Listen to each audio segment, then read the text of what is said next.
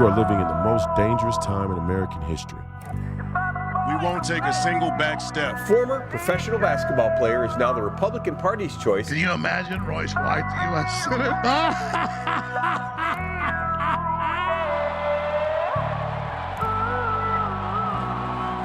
White won the endorsement on May 18th with 67% of the vote.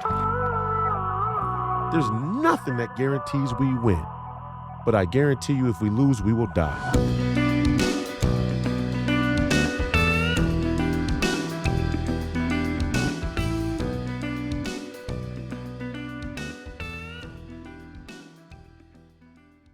Good evening and welcome back to another episode of Please Call Me Crazy, brought to you by Free People Radio and powered by our favorite sponsor, TireGet.com. That's TireGet.com. You have to buy tires from somebody, you might as well buy them from us. Help fund the movement, help support the movement. We believe in the freedom of movement, and that's exactly what the establishment wants to take from you now. I am your host, Royce White, here in the belly of the beast, Minneapolis, Minnesota, for episode 134. Today we have another incredible family and friends guest episode. None other than Kash Patel,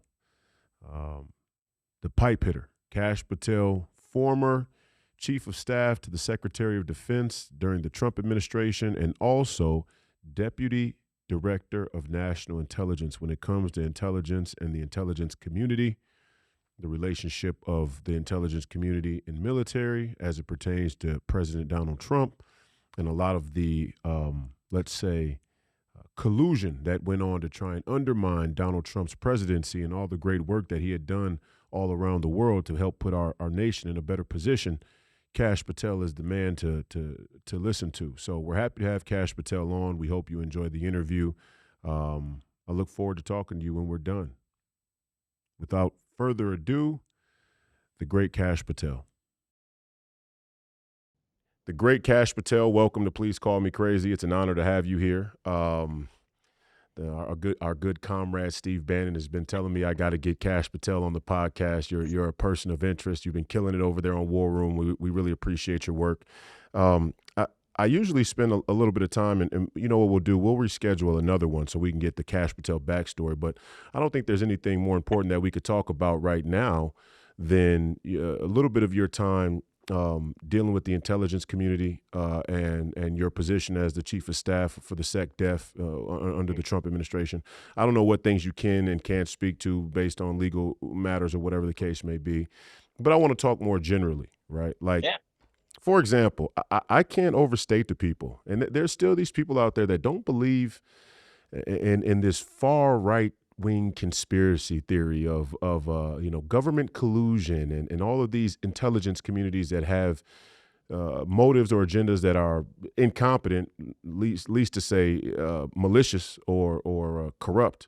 Let's start off right here. Talk to me about the intelligence community and the 51 intelligence community officers that signed this Russian collusion hoax deal that got streamlined to the mainstream media and was paraded around as proof that Donald Trump and his administration were involved in some type of corruption there in 2016.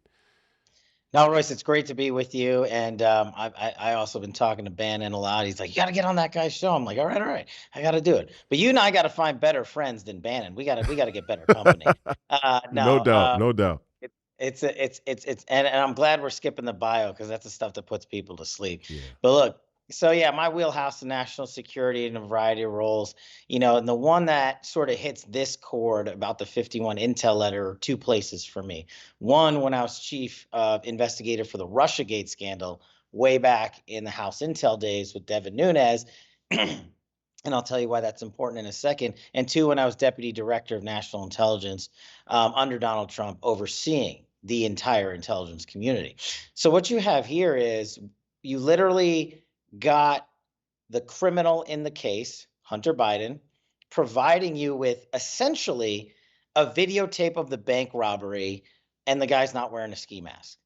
And as a former national security prosecutor and public defender who's done a lot of courtroom work, I mean, that's the best kind of evidence. It's like, what are you going to say? That's not my face. It's a tough sell to the jury.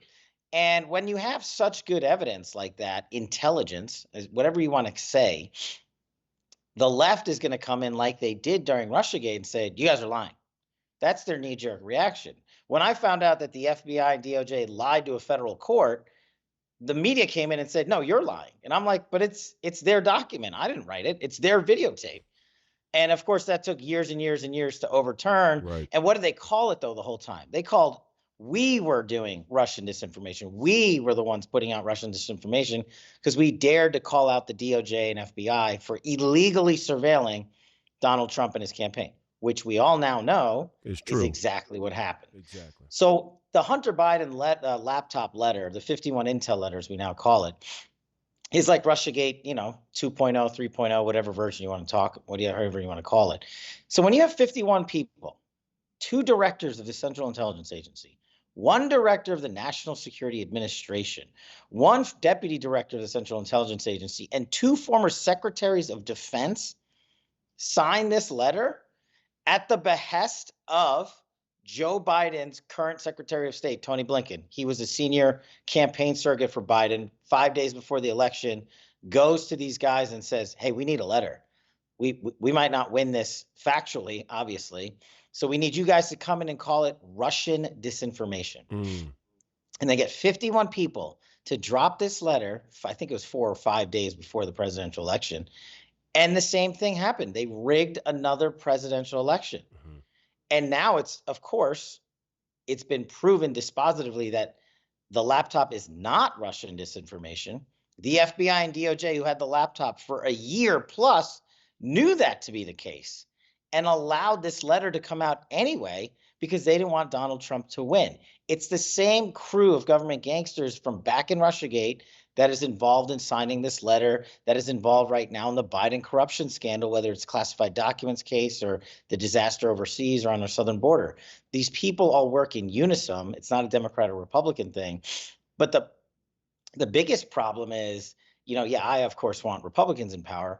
But the biggest problem to me is you're robbing us of our elections. You are stealing them from us. Most basically, you're robbing us of the democratic process altogether, right? It's like you can't go in the mainstream media or on this cultural world tour talking about the danger of democracy or the danger to democracy that Donald Trump and the far right American nationalist populist pose, the War Room Posse, the War Room Show, the Kash Patels of the world. These people are a threat to democracy, but you're completely okay with rigging elections. It's crazy. And I meet people all the time. Because I wrote Trump won on the side of my head during this Big 3 game, and people call me and say, "You're an election denier. You're a danger to democracy." And I go, wait a minute, there's a process way before the election results.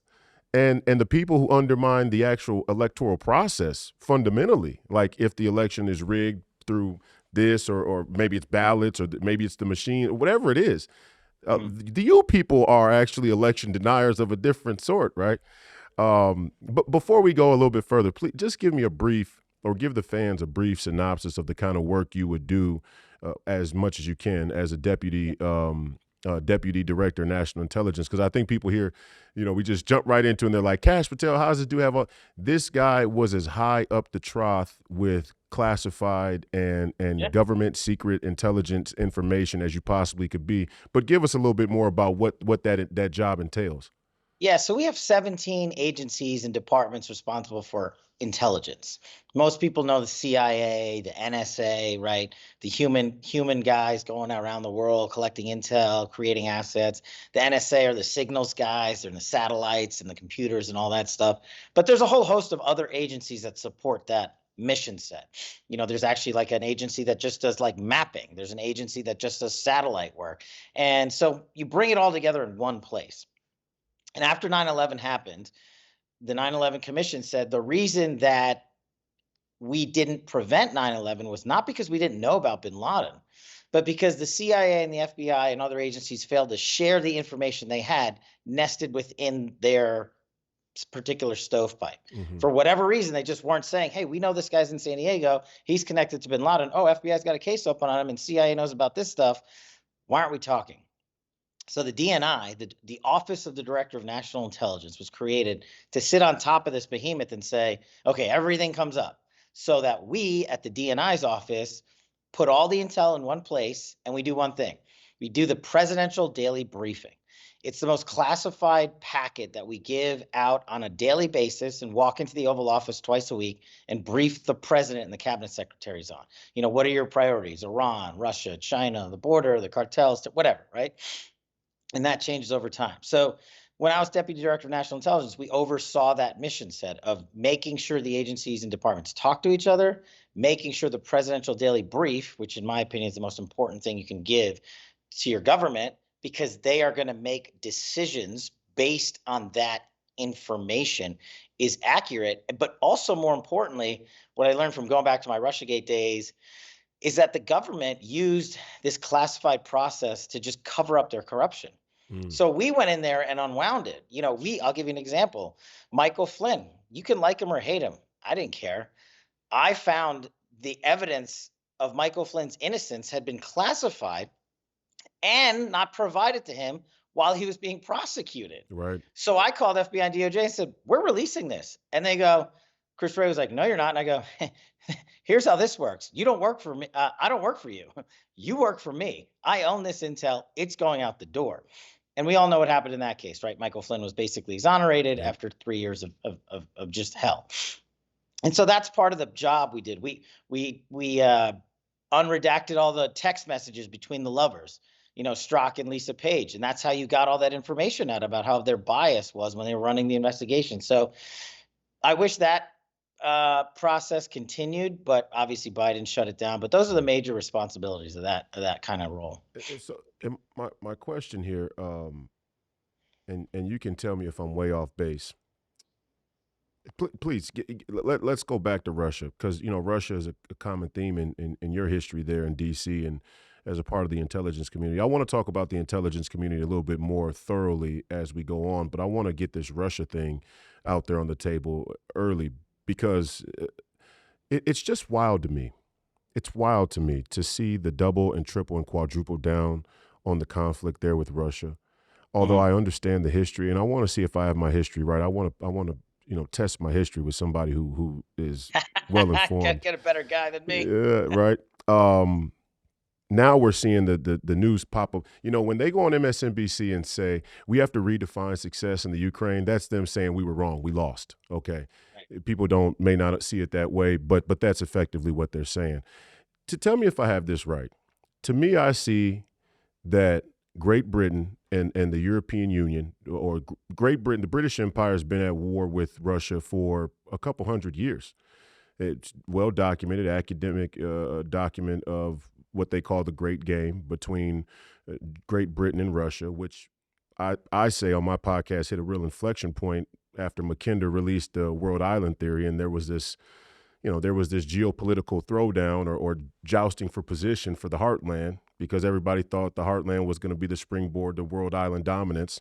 And we're playing that theater out now. We're still playing that theater out now. But more recently, that this animus towards Russia post-World War II, into the start of the Cold War, and even with the economic politics, like with people like Kissinger and Brzezinski, right, Mika's dad, the late Zbigniew Brzezinski, these people were very, very anti-Russian. And you see this sort of Atlanticist, post-World War II democratic liberal order that will not concede this Russia beef. I mean, they're just obsessed with it. Do I have my history right? Is that kind of the political track of why we're invested in this gridlock throwdown with a country that we seem to have some amenable relations with under Donald Trump? I mean, there's some type of desire to have a working relationship there. Or are we getting conned by the Russians, and are they just secretly posing as capitalists and Catholics, and they're really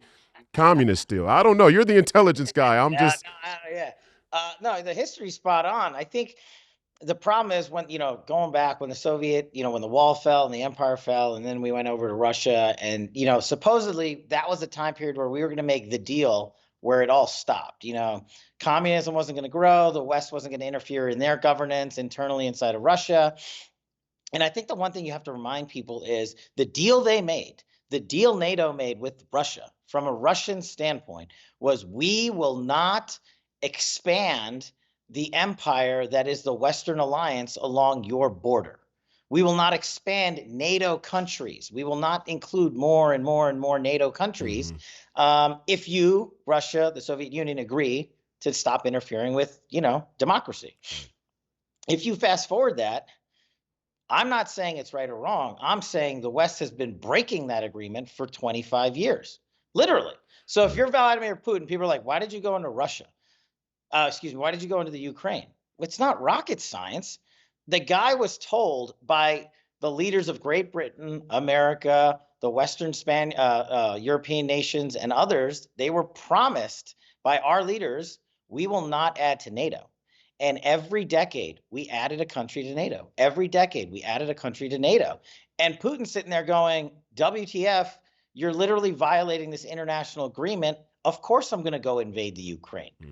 I'm not saying that's never a good justification for war, but from his perspective and from the Russian people's perspective, they're thinking, wait a second, we got conned. We had an agreement. We abided by it. You keep adding NATO. Now they're talking about Sweden going in and more countries going in. So there's no impetus for him to withdraw. But when you have a feckless commander in chief like we do now in Joe Biden versus a powerful one in Donald Trump, at least the two of them talked. And at least they didn't start world wars. They weren't best of friends. And that's not the point. Russia's never not going to be communist, and the United States of America is never not going to be a constitutional republic. It ain't changing. Right. But what you can do is take your allies that Russia depends upon for oil, for gas, for energy, where they export that material to bankroll their economy and hinder them, shut them down. Look, we shut down Nord Stream 2. There was a reason we shut that pipeline down, because the Russians were going to provide all the gas and energy to Germany at a fraction of the cost while stealing intelligence back during that process. And from the Germans or from the West in general? From the West in general, but the pipeline was into Germany, so it was like it was like connecting like two superpowers and saying, here, go, like an internet connection essentially, and then being like, we're just going to suck everything up. We shut it down. No surprise, Joe Biden reverses it. And then what happens? The pipeline explodes. That's Joe Biden. That's Joe Biden saying Trump had it right, but we now we can't say it, and then we can't say that we blew it up either. I mean, it's the entire Biden administration is a complete testament of Donald Trump's competence, and his administration's competence. They won't say it, but people are starting to see it, and the polls reflect that. So, but continue, please. No, and so when you talk about Russia, where they win is where the CCP wins, is where Iran wins. It's propaganda. And because it doesn't cost them a lot of money. What did they interfere with our elections? And we caught them, and it cost them $44,000 to interfere in the whole Russiagate, Hillary Clinton, all that deal. And we're still talking about it to this day. They won on that propaganda game. They're going into the Ukraine. They're not going throughout the Ukraine. I know people that are going to Kiev and partying like it's Miami, going out nightclubs. And I'm not saying that pieces of the Ukraine aren't, crumbling, but the whole country's not. And what they're doing is they're putting up the photos, just like they're doing in Israel, in Gaza, and they're putting up the propaganda photos, the slaughtering of children, the crumbling of buildings, the explosions, the hospital attacks, and they're winning the propaganda campaign. And all we're doing is trying to deflect and say, oh, we need a stoppage. We need a 2-week ceasefire. That's not how you win wars. And then Joe Biden's sitting here giving them $6 billion for hostages. Now he's saying he's going to turn over $10 billion for hostages. And the reason it all goes back to Russia is because Iran is completely bankrolled by the Russians and the CCP. It's all interrelated. And right now they're having a dance party at the expense of the United States of America, because we won't do anything to counter it. I'm going to say something. Well, I agree with you completely, but I'm going to say something that many would view as extreme, and I want to know your thinking on it.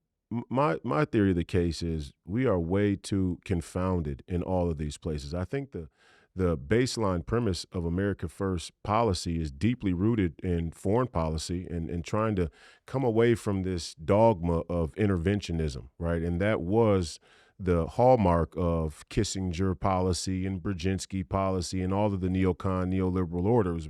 We have to be everywhere at all times intervening. We have to stop these things, these threats to democracy, these threats to our national interests there where they are before they can make landfall on us, which is kind of a lie in the first place. They really are saying we want to prop ourselves up everywhere else, and then we don't even have to we'll just reap the benefits.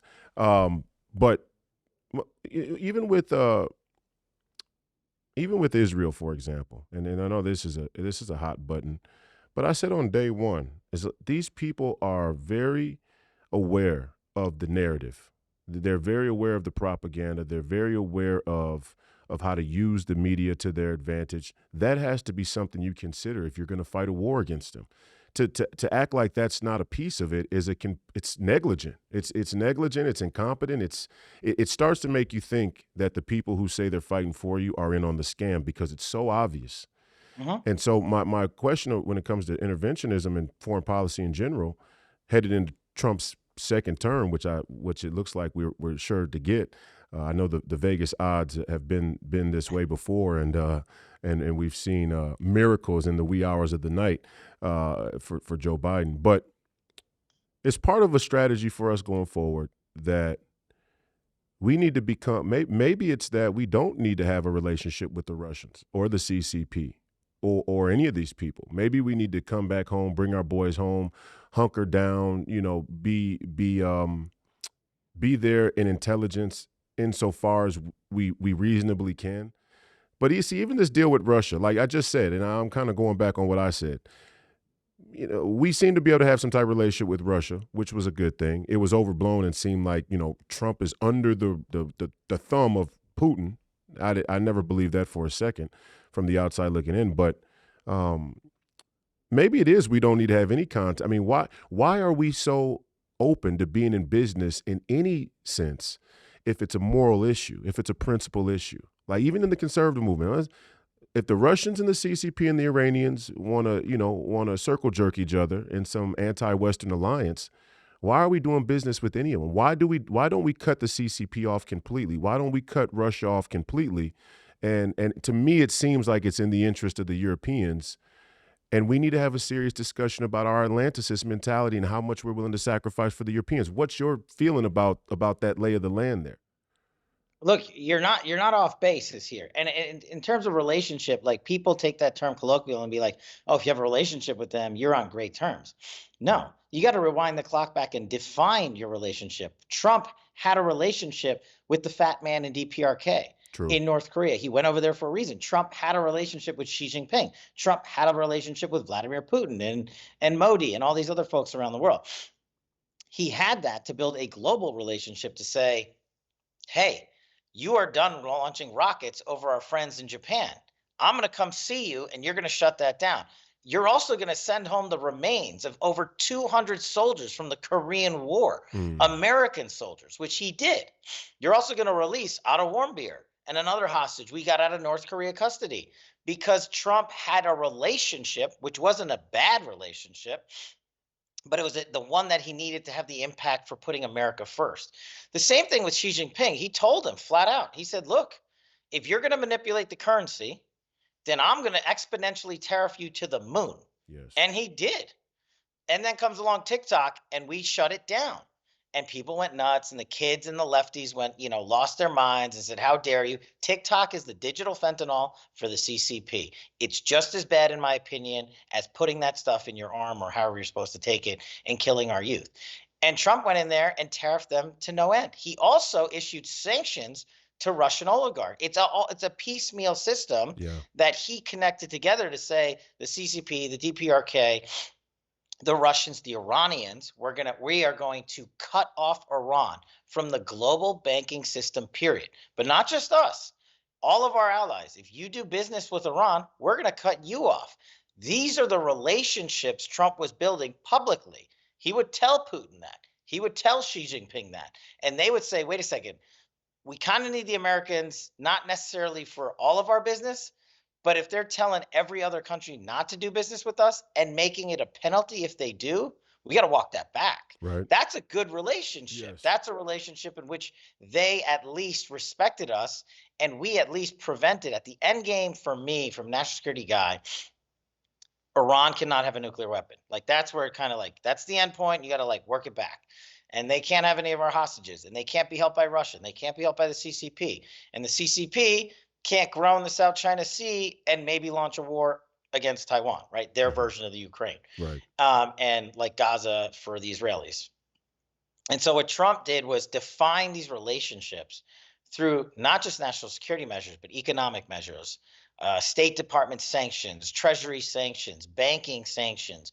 And we would just block and tackle till these folks got, look, they were never going to get in line, but we wanted them to stop making threats of war, stop taking American citizens, stop killing our allies. And I think for the large part, they listened. They didn't like it, but they listened. And the Yeah. media just hated Donald Trump's successes, in my opinion, which is why they just excoriated him at every turn because he was so successful. I was like, what do you guys hate? You guys hate being secure? You hate a good economy? You hate not getting drugs from China? I mean, like, what do you hate? You hate that rockets aren't being fired at our allies? Like, you don't like the fact that we're winding out of wars? I mean, they just couldn't stand that Donald Trump was the one that delivered for them. Well, and you know, the contradiction from the left is a great barometer of our society and our culture here in America writ large. I've said in this recent conflict there with Israel and in Gaza, you know, all of these people are pro-Muslim. You know, they're supporting Palestine. They want to go out in the streets and say "Free Palestine," but they're completely okay with President Xi making landfall in San Francisco and getting paraded around as some modern political hero. And he's put 2 million Uyghurs conservatively in concentration camps, but you're against the West being racist towards Muslims or Arabs. Give me a break. I'm not buying it from them. But I also will say, I don't like to define myself by my enemy's worldviews. I think that's a pitfall of our movement right now, is that we get caught up in defining ourselves by our enemies. And when they have such an absurd starting place, to even get caught up with them is a sort of undermining of the integrity of our position. I see that often where we have this knee-jerk or quick reaction to what the left is doing or saying, and all of a sudden you find yourself in a place where you've lost your footing in what's moral and what's ethical. And so let's break these three issues apart. We got the South China Sea theater. It's coming fast and furious, or at least it appears that way. You got the Middle East theater. You got the Russia, European theater. All very different theaters. And I'll say this to start. And you mentioned the Iran thing and Iran getting a nuclear weapon. Another thing I said in the first week of this Israel deal is I don't buy that all of these Muslim and Arab leaders are as aligned as we like to say here in the West. You can turn on Fox News and hear them go on and on about the Muslim Brotherhood, and I know them very well. I live here in Minneapolis. Obviously, they have a heavy presence here, and I'm not afraid of these people, and they know I'm not afraid of them. I know a lot of conservatives are, and it's not a nothing issue, but Islam has the same sort of fractionation in their part of the world and the same sellout mentality that we have here in the West, but yet we all, it was the Muslims are coming, and the Iranians are going to get a nuke. Here's my thing. I made a joke. Maybe this is inappropriate. A lot of Muslims wouldn't like this, but I don't really care. I'm the hatchet man. I just have this vision of the Ayatollah taking his turban off at night wherever he is, and he's got like a white girlfriend or 3 or 4 white girlfriends, and, he's eating Chick-fil-A and he's watching Johnny Carson reruns, and he's completely westernized. And I say that as a joke, but what I mean to say is, how do we know this guy's not on the payroll? It just seems that every once in a while there's a leftist American elite or a neocon elite that has some workaround deal to send money to these people to pose this ominous threat to Israel or the Middle East, and it ends up justifying why we have to be everywhere at all times defending the empire. Let's start with the Middle East theater. Are these Arabs really as aligned as we think, or are they suffering from the same sort of sellout fragmentation that we are here in the West? And if they are suffering from that, is it prudent for us to spend so much resource and so much time defending our allies in the Middle East from this would-be threat? Yeah, look, if you wind back the clock to the Trump administration with the Middle East, when you're talking the Saudis, the Emiratis, the Qataris, the Bahrainis, etc., and let's remind the audience, people just always forget this. There was a Middle East peace accord that didn't happen overnight. People tried to get that done for decades. And the media tried to belittle it again because Donald Trump and Jared Kushner succeeded on that front. Well, to me, the heart of the answer to your questions are in that analysis. We had countries who are not predominantly, they are Muslim countries. And at the end of the day, we know there used to be a heavy Al Qaeda presence in some of those countries that led to bin Laden, that led to 9/11, that led to all this nasty, terrible stuff. And it's still around to this day. It's still in the ethos of the American mindset. And you can't blame people for that. But at the same time, we have to make the bigger call of saying, okay, we need peace out there. We need stability. We don't want war. And we want these folks to come in for us against Iran because they'll rely heavily on the Saudis, the Emiratis, and et cetera, to help them with their currency. Because listen, Iran doesn't have a banking system, so they got to fly cash in. They need, and there's a lot of innocent Iranians. I'm the first one to say that. These people living in Iran, most of them don't want the Ayatollah there. Most of them want like a version of a democratic government or the like. And they're suffering more than most in the world because the Ayatollah and his folks and the IRGC and the Quds Force and the military are in power. The element that's in power is a radicalized version of the Islam faith that you're talking about. Right. And we see it here in America, but yeah, they see it in their countries. They know it exists there. They're fighting that fight just as much as we are fighting it from here. And we just are doing it on different fronts. And when it comes to Iran, which I think is the central sort of node of this whole thing, look at where we are now. Trump had the peace accords, moved the embassy to Jerusalem, had Israel on the verge of signing a peace deal with the Saudis, of all people, right? And then we left office and Joe Biden said, whatever, we're not doing that stuff. Right. And look where we are now, another world war. And people are like, well, how dare you guys talk to them? Well, of course we're talking to them because look what they're doing. Look at what they're doing under Biden. The Saudis, the Emiratis, and other countries out there are assisting the Iranian government right now. The Iranian government is in bed with the Russians and the CCP. Don't take my word for it. MBS, the leader of Saudi Arabia, won't even take Joe Biden's phone call. He left Secretary of State Blinken on the runway for 2 hours and then punked him and didn't even show up. That's what they think of the United States of America. That's how they think of the diplomatic engagements our leadership is going after them with, because they're saying you are no longer a factor in how we consider our foreign policy. Right. You, the United States of America, are an afterthought. If we want to help Iran, we will. If we want to bank with the Chinese, we will. If we want to get Iranian oil out of Iran and export it throughout the world, we will do that. And that's what they're doing. And the problem with that is they're looking at it from how does this help our sovereignty, which you can't knock them for. But at the same time, it's helping Iran and the Ayatollahs get bankrolled, increase their nuclear weapons program, and we are seeing a resurgence of terrorism, not just in Iran, but also Al-Qaeda out in Afghanistan, because, again, the CCP and the Russians are out there since we left, helping them get back up and going. That country is going to implode again. And what we're seeing in Ukraine is a modern-day version of Afghanistan. They're going to be out there for like 20 years. Eventually, I'm sure we're going to get on the ground there. I don't think it's a good idea, nor do I think we should do it. And I do think Donald Trump would come in and just hit the end button and say we're done with war. But these guys don't care. And so to me, Iran has always been the sort of the nexus of the road for all the bad decisions that have gone on in modern history when you look at the West versus them.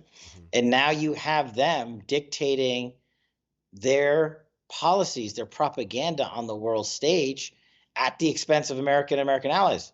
Who do you think started this war in Gaza and in Israel?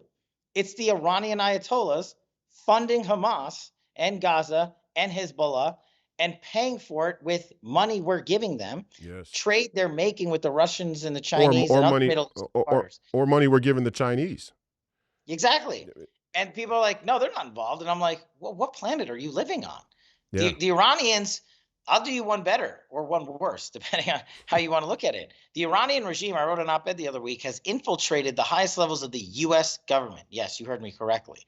Robert Malley used to be the special envoy for Iranian affairs, the highest guy we have in the land. Biden named him that. He was the top lieutenant for Obama's JCPOA. There's a history to all this. He wrote that thing, which we I objected to, couldn't think of a worse decision, but we gave around, $16 billion in the pathway to nuclear weapons. This guy got his security clearance bounced by the FBI 2 months ago. Robert Malley got his security clearance removed from Chris Wray, of all people. And they haven't told us why. He's out.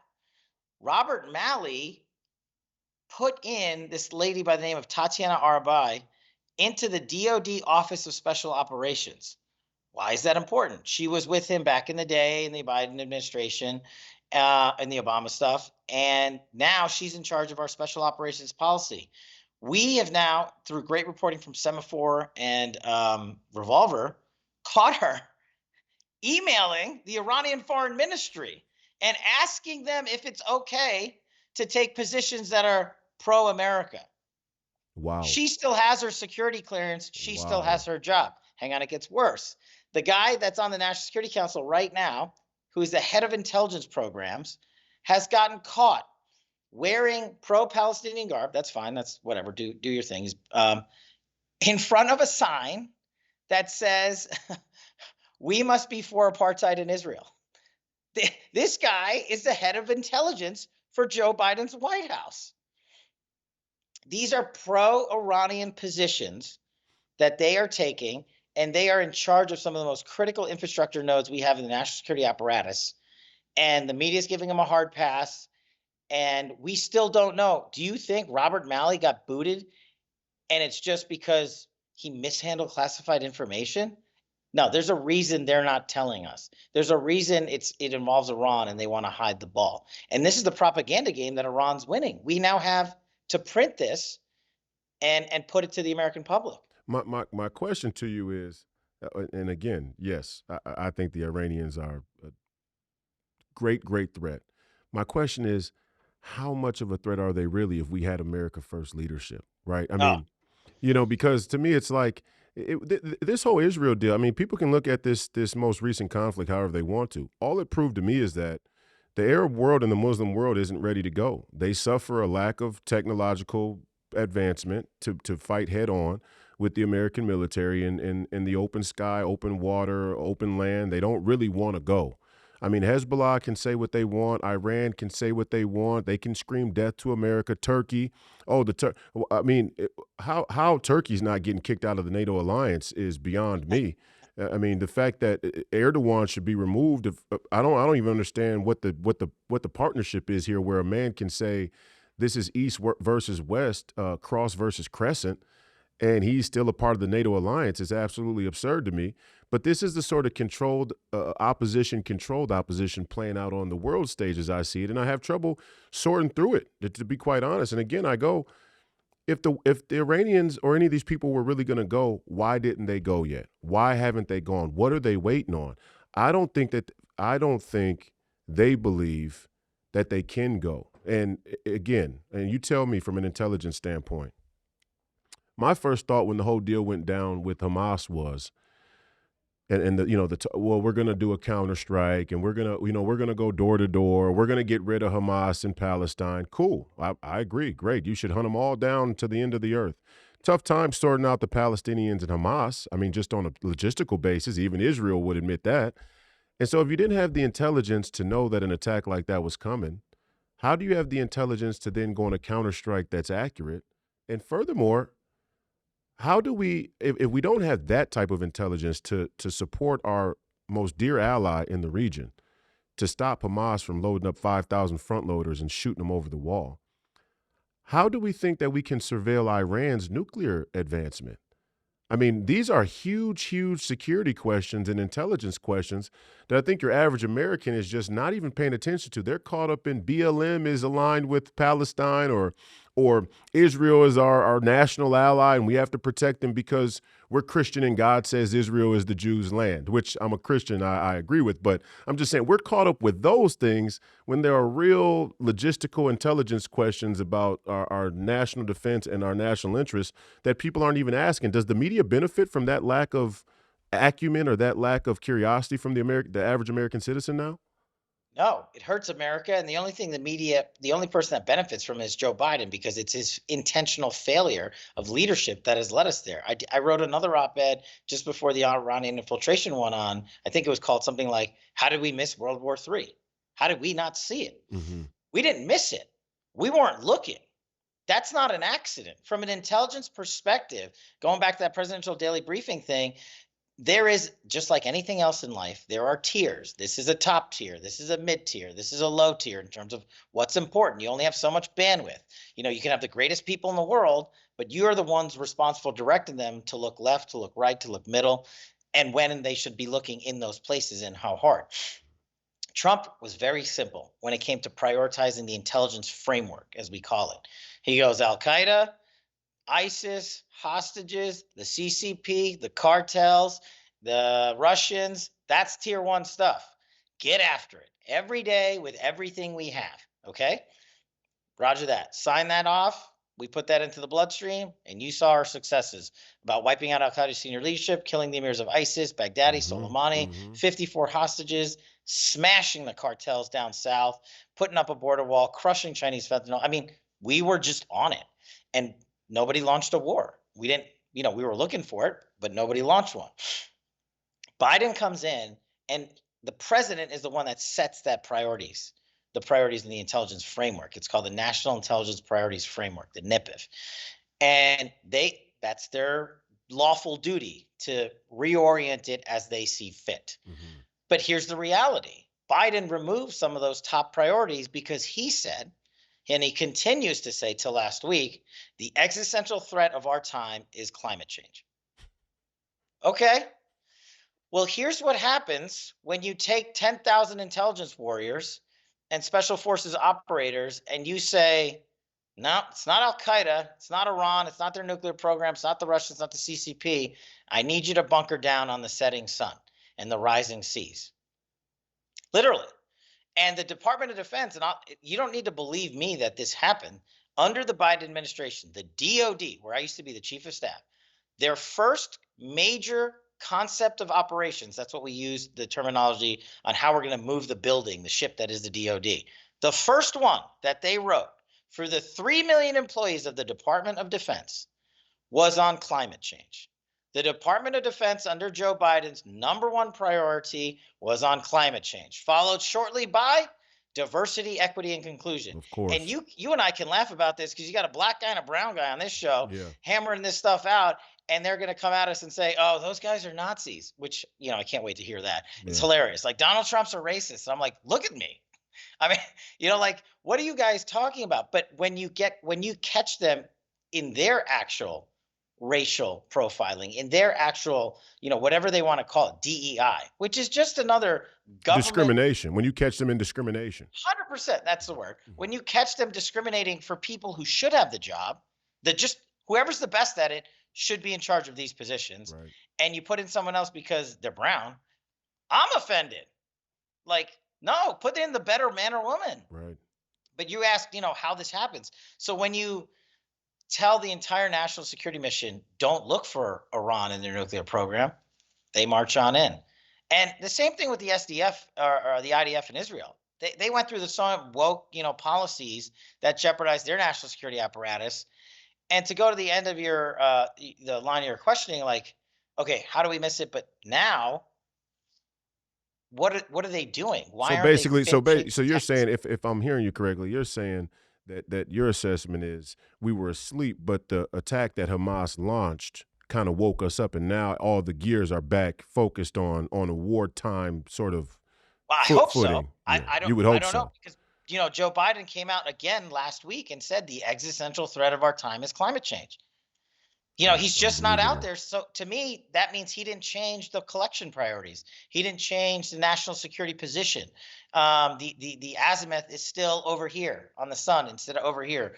And here's the other thing: you can't reverse engineer that kind of gapped intelligence. You can't just be like, "Oh, we're all in now. We're going to fix it." You missed it for 2.5 years.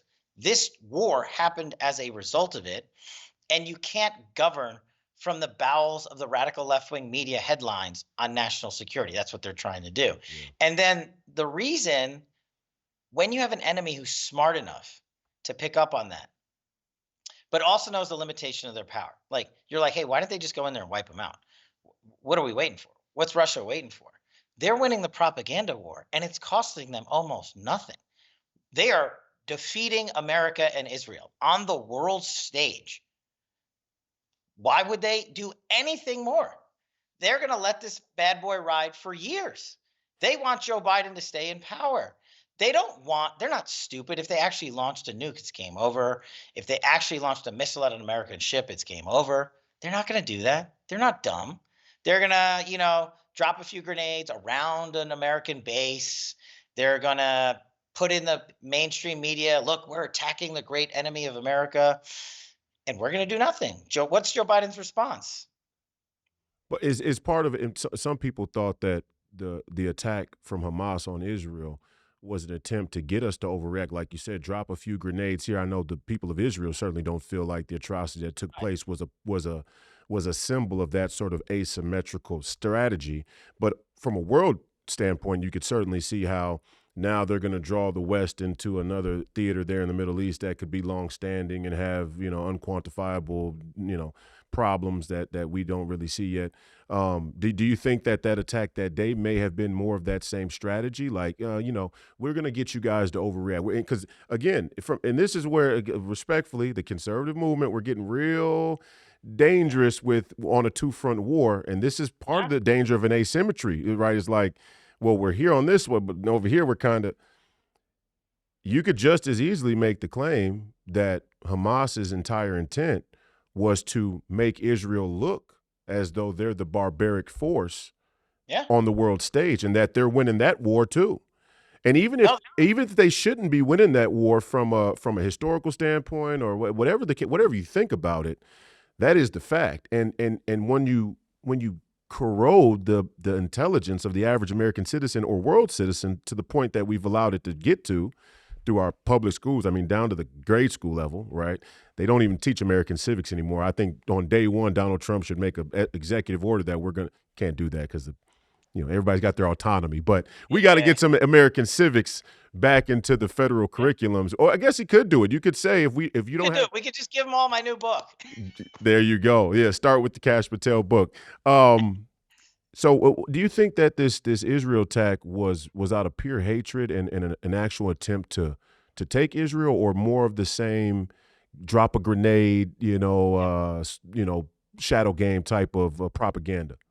Look, this is their singular life goal. If you are a Iranian-backed rebel, if you are Hamas, if you are Hezbollah, if you're a Shia militia group, your whole life is, how do we get after Israel and by extension America? Right. Death to America.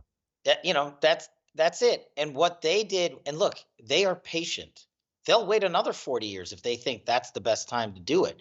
They've been waiting and waiting and waiting, and they knew during the Trump administration that ain't happening. And they waited, and they found the right intel gap, and they found the right time to go in at the right measure. Notice they're not, going over there and blowing up downtown Jerusalem. Right. That would be a step too far. And they're pulling back at certain points, saying, oh, we'll give up some hostages here and there. They're playing it the way they need to extend their campaign in this war. Because as long as it's in the headlines, they're winning, America and Israel are losing. And, I'll bring you an example that will probably cause a lot of controversy. Mm-hmm. There was a hospital that was blown up in Gaza. And people are like, oh, the Israelis did it. No, they didn't. The Iranians did it. They don't care about false flag operations. They don't have any rules of law or warfare. They will do whatever advances their narrative. And it's like Nord Stream 2, right? Why would you blow up your own stuff, the reason you do it is because it advances your narrative. It gives you and your people the animosity to be like, how dare you go in there and disrupt and kill innocents? We are going to go all in Well, on this mission. I want to back your point here, because on my show I've been very critical of Israel and the IDF, even though it's not popular in our conservative movement. But I've also been very unabashed about the Muslims and the Arabs and where they stand. Look, to your point, people would look at that and go, well, where's the evidence that Hamas would do this? What could you point to suggest that Hamas would blow up their own hospital in the interest of the propaganda? Their entire policy is that we will use civilians as a measure to deter the West or Israel from full force. I mean, they're open about that. And that's not really hidden. That's not conspiracy theory. And also, you could look at the general policy of death to America and how open they are, right? Because you can be critical of Israel, you can be critical of the competence and how they decide to do things, and are they being, are they going too far as well, and is it fight? There's a lot of ways to look at it, but one thing you can't ignore is when your enemies stand up on the world stage and say, death to America. Okay, hold on. As an American citizen, that should reorient you and go, well, wait a minute. Despite all of the in-between, despite the Rubicon of decisions that are made in the fog of war, we do have an enemy that openly says death to America, death to Israel. So, that's kind of where I start to recalibrate my own thinking and go, despite whatever criticisms you may have, these people have shown they're willing to kill America. And like the Iranian, I think maybe it was Hezbollah's prime leader, but it may have been the Iranian prime minister. He said, look, death to America is not a philosophy. This is policy. Whoa, you guys are looking for a fight like that. Let's get to it. And it's almost like they're egging us on. And are you worried about that if Donald Trump wins, that they're going to escalate to a point where they are trying to draw us into a deeper level of kinetic war at the behest of Russia and China, who may be planning their own things? Are you comfortable with the safety there in the South China Sea to get into a further war in the Middle East? Or do you think that we could get a little more forceful in the Middle East and still protect Taiwan if that's decided to be the priority? It depends on who the commander in chief is. If Donald Trump comes in, I'm not worried about it at all. There will be no war with Iran. This conflict, this war in Hamas and Gaza will end. The Ukrainian-Russian thing will be over, and Xi Jinping will do nothing in the South China Sea but float a few boats near the coast of Taiwan, get the propaganda machine going. Fine, if that's what you want to do, no problem. I'll send a massive show of force with our 5th Fleet Carrier Group out there, and we'll go tit for tat on the photography parade. Mm-hmm. We did it before. Mm-hmm. Nobody launched a missile. Nobody died. And that's the important thing. If you want to have a show of force trade-off, I'm fine with that all day long, as it's not an actual war. Right. That's good by me. If Donald Trump's in there, the Iranians know they're not launching anything. They are going to figure out a way to blame Donald Trump for the conflict and the resolution of the conflict at the cost of the innocents in Iran and the innocent Muslims. And they're going to spin that narrative with the Russians and the Chinese assistance on the world stage, and they will use it as fuel again to look for their next opening down the road. And they won't do that if Biden is to remain in power. This is going to continue. If Joe Biden is reelected, these wars are not ending. They're escalating. Xi Jinping is going to do something in the South China Sea. He's going to do something with Taiwan. I don't know what exactly, because the geographic outlay of Taiwan, conversation for another day, is completely different. Yes. You can't just show up on the beach and go into Taiwan. Right. It ain't as easy as everybody thinks. Yeah. So he's going to maybe do some different economic sort of stranglehold maneuvering, supply chain stuff over there if Joe Biden remains in power. But if he doesn't, then we're going to talk about the reorienting of currency manipulation. We're going to talk about free passage in the South China Sea. We're going to open up the Red Sea and the Strait of Hormuz and all that stuff again for oil traffic. I mean, these are things people never think about. But when like 6 tankers get banked up in the Strait of Hormuz, our gasoline prices triple. And that's what Iran's doing. Little things like that people are just like, what are you talking about? To be clear, for you Black single mothers out there who, for some reason, the Democrat plantation, the Democrat apparatus feels comfortable taking their rigged election statistics. I was telling a black woman this the other day in the community. I said, "Are all of you really vote 90? Are you really vote 97% Democrat?" Now I have questions, because if I question the election results in general, then I have to question the demographics of the results as well. And I say, you guys don't realize when this failure of foreign policy takes place, it affects you and this is inflation. You're not going to be able to support the two kids that you. I mean, this is such a clear way for the conservative movement to, and this is why I had you on the show, to articulate how the global affects the local.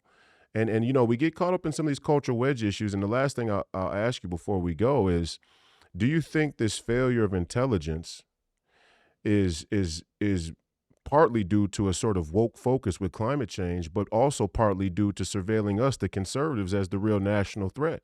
Is there a significant portion of the intelligence community, significant enough, that has been aimed at us as nationalists and populists and Donald Trump supporters, that would contribute to them missing vital information in essential places? Absolutely. We just found out that the FBI came off a child pedophilia criminal thug because he was ordered by Washington, D.C. to lift that operation out of the Midwest and go focus on January 6 targets. That guy who ended up committing more child pedophilia and got caught in a separate state, and thankfully now is behind bars. One example. Two, me, the head of the Russiagate investigation during Chairman Nunes's tenureship, who exposed the FBI's corruption and they're lying to a federal court and their unlawful surveillance, etc. What did we just find out? That FBI under Chris Wray and that DOJ under Rod Rosenstein illegally surveilled me. We just got the records from Google that they subpoenaed all my personal information, all my banking information, my phone records, my text messages. Yeah, and do you know why we found out? Because the 5-year window for notification suppression finally expired, and Google, of all companies, called me and said, hey, by the way, we want to let you know this. So we notified Congress. I filed a federal lawsuit against Rod Rosenstein and Chris Wray because you're right. This is your intelligence and law enforcement priorities. You're going after Americans who are doing their job in government because they're exposing your corruption. You know what just happened 2 weeks ago? It was found out that 10 more staffers were surveilled during the same time. 10 more congressional senior staffers were surveilled by DOJ and FBI without a basis to do so. And they just came out and admitted it. And they just said, oh, we're changing the rules. Don't worry, nothing to see here. This is the two-tier system of justice I talk about. These are the government gangsters I talk about. Yes, I'm going to do a 30-second. Buy my book. Please buy my book for the holidays bestseller. Anyway. Government Gangsters by Kash Patel. Go buy the book. Donald Trump called it the blueprint for 2024. It's a bestseller. But the reason, you know, he essentially was like, you got to write this book. I was like, I don't want to write a book. That's, oh, man, it's like a lot of work. Right. But he's like, you keep going on and doing media shows and people keep asking these questions like, I bet half your audience didn't even know we were illegally surveilled. I bet they don't know the intricacies of how the FBI was forced off criminal cases to go target January 6 people, America First MAGA patriots, and criminals were let go in middle of America because of that. So we put it all in one place, but where it originates from is the people at the top make these decisions to weaponize government and law enforcement and intelligence. Well, what's been the heart of our conversation today, that's not an accident. And all these people, it's not a Democrat or Republican thing. That's what I keep telling folks. No, it's a uniparty thing. They need to defeat Donald Trump. They want to stay in power. And if they do, they get to go to the swamp. They get to have their 4 years in. Then they get to have their $10 million payout. Ask Esper, ask Gina Haspel, ask Rod Rosenstein and Chris Wray and the 56 other government gangsters I list in the back of the book by name and title. That's the government morass that Donald Trump blew up. And it's not an accident that they're doubling down their efforts right now to make sure he doesn't come back. Because here's the thing, the defense industrial complex, and we can talk about it next time, to me is the worst. They do the best work and the worst work out of all the lobbyist group combined. When we have a war, they have a party. When we got 2 wars, they're having 10 parties. Because they're making money. And that's why you hear people in Congress saying, yeah, we gotta print another 150 billion. What are you talking about? Where are we getting this money? They're part of that cyclical beast that is Washington that Donald Trump just nuked. And they're afraid if he comes back, he's going to finish the job. And he's going to end that corruption. Yeah, a reckoning. A reckoning is on the horizon from the America First nationalist populist movement. The great Kash Patel, ladies and gentlemen, we appreciate your time today, brother. We got to have you back on the show soon. I'll get in and schedule you for another hour. We know you got to run. You're a busy man. We look forward to having you again. I thank you for stopping by today. The fight continues. Godspeed. Anything else? Any parting shots? Where can we follow you? Where can we buy the book? Obviously on Amazon or wherever else. Don't buy it from Amazon, or where should people buy it? No, thank you, my friend. I really appreciate this and looking forward to our future conversations. Go to governmentgangsters.com, governmentgangsters.com. We're selling signed copies, memorialized copies, whatever you want in there. And yeah, it's at Walmart, Target. Yes, it's on Amazon. You can go buy it there too. But go to governmentgangsters.com. You got to ask yourself, why did Joe Biden spend 10 months blocking the release of my manuscript? It's because of the conversation we're having today. I had to go to federal court to win the rights to release my book, and it took a year. And there's only one place to follow me. I hope you and your entire army join us on Truth Social. We are kicking butt over there. I'm at Kash, at KSH on Truth Social. It's the only place I post. And I think you would have a massive fun. I finally convinced Bannon to start going full bore on Truth Social. Yeah. And we're going to have some fun come the new year. We got some exciting announcements. That's great. You got to get me connected with the people over there at Truth. I'm willing to post over there as much as possible, too. I remember when Truth Social first hit, and there was this waiting period where you could even be on the site. We're all past that. We're all past that now. I'm on the board of directors, so I'm going to sync you with my Truth Social team right today. I appreciate that. Hey, man, we appreciate you. Look forward to it. We'll get a time together for you to come back. I know the audience appreciates it. Have a great day, man. We appreciate it. Thanks, brother. Happy Thanksgiving. You too. Kash Patel, ladies and gentlemen, I hope you enjoyed the interview. I hope you found it informational, educational. We're going to try and have Kash Patel on as many times as we can going into the 2024 election cycle. I don't think there's somebody better we could look to help us understand the intelligence community, the dangers therein, the potential benefits, what can be done, what we should look for, what we should look to do as citizens making an informed vote at a time where the nation's security, the intelligence community, the scope of military and government is as important as it's ever been in our nation's history. So we're going to try and have Kash back on as many times as we can. I thought that was an incredible conversation. I really enjoy listening to Kash Patel and talking to Kash Patel. If you want to know more about the book that Kash mentioned, you can go get his book online, and I advise you to go do so. We're going to put the link there in the description. As a bit of housekeeping, freepeopleradio.com is up and running, and our store is finally here. The store is great, in my opinion. You can buy a number of items from T-shirts to sweatshirts and hoodies and household items and journals and all kinds of things that express the sentiments here on Please Call Me Crazy and in the Free People Radio community. So hopefully you'll visit the store, freepeopleradio.store, but you can get there by visiting freepeopleradio.com and hitting the store tab in your navigation. And I hope you enjoy it. Look for more merchandise to come, more items to come that are fun, that help symbolize what we're doing here on the podcast. We're still waiting on those Spit on the Floor T-shirts. I really wanted those ones to be special. I know a lot of you are waiting on those, but the Godspeed T-shirts are my personal favorite.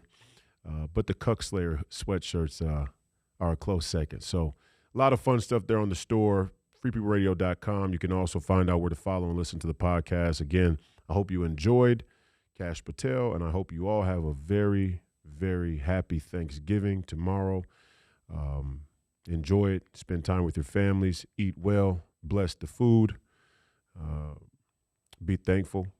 Nothing more important in today's culture, in today's society, than to remember the importance and the value of gratitude, not only to your family members and your loved ones in your community, your children, your parents, so on and so forth, but also God, right? And your gratitude to God for the miracle of even being alive.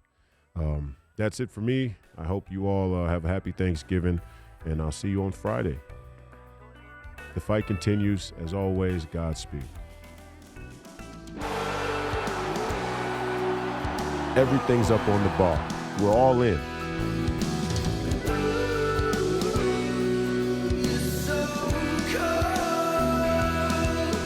We get to decide. Do you want to live on your knees Or do you want to die on your feet fight? That's the decision you get to make now.